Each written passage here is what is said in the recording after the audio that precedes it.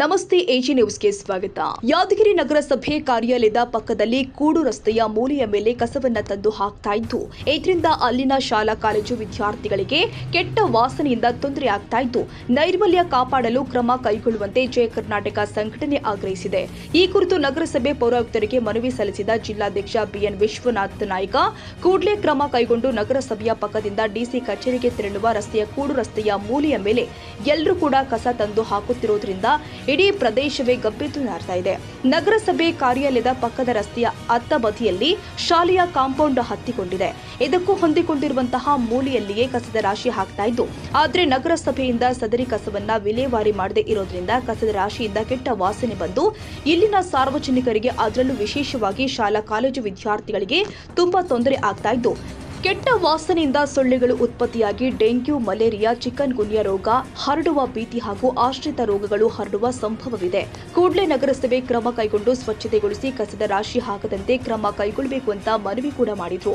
ಮನವಿ ಸ್ವೀಕರಿಸಿದ ಪೌರಾಯುಕ್ತ ಉಮೇಶ್ ಚೌಹಾಣ್ ಸೂಕ್ತ ಕ್ರಮದ ಭರವಸೆ ಕೊಟ್ಟಿದ್ದಾರೆ.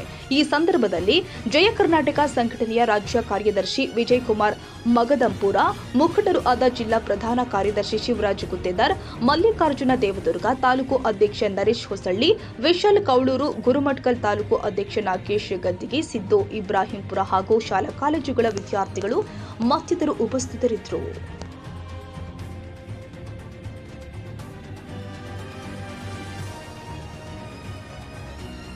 ಕನ್ನಡಿಗರ ಮೆಚ್ಚಿನ ನಿಮ್ಮ ಎಜೆ 24/7 ನ್ಯೂಸ್ ಕನ್ನಡ ವಾಹಿನಿ ಇದೀಗ ಟಿವಿಯಲ್ಲಿ ಲಭ್ಯ.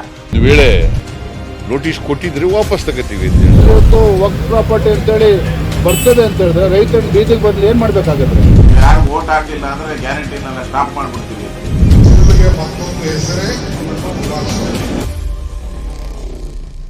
ಕರ್ನಾಟಕ ಮತ್ತು ದೇಶ ವಿದೇಶ 360 ಡಿಗ್ರಿ ಸುದ್ದಿ ಹಾಗೂ ಉತ್ತರ ಕರ್ನಾಟಕ, ಬೆಳಗಾವಿ, ಬಾಗಲಕೋಟೆ, ಧಾರವಾಡ, ಹಾವೇರಿ, ಗದಗ, ಬಿಜಾಪುರ ಜಿಲ್ಲೆಯ ಕ್ಷಣ ಕ್ಷಣದ ವಿವರವನ್ನ ಪಡೆಯುವುದಕ್ಕೆ ಎಜೆ 24/7 ನ್ಯೂಸ್ ಕನ್ನಡ ವಾಹಿನಿಯನ್ನ ಲೈಕ್ ಮಾಡಿ, ವಿಡಿಯೋಗಳನ್ನ ಶೇರ್ ಮಾಡಿ, ಕಮೆಂಟ್ ಮಾಡುವ ಮೂಲಕ ನಮ್ಮ ವಾಹಿನಿಗೆ ಸಹಕಾರ ನೀಡಿ ಮತ್ತು ಚಾನೆಲ್ ಅನ್ನ ಸಬ್ಸ್ಕ್ರೈಬ್ ಮಾಡಿ. ಧನ್ಯವಾದಗಳು.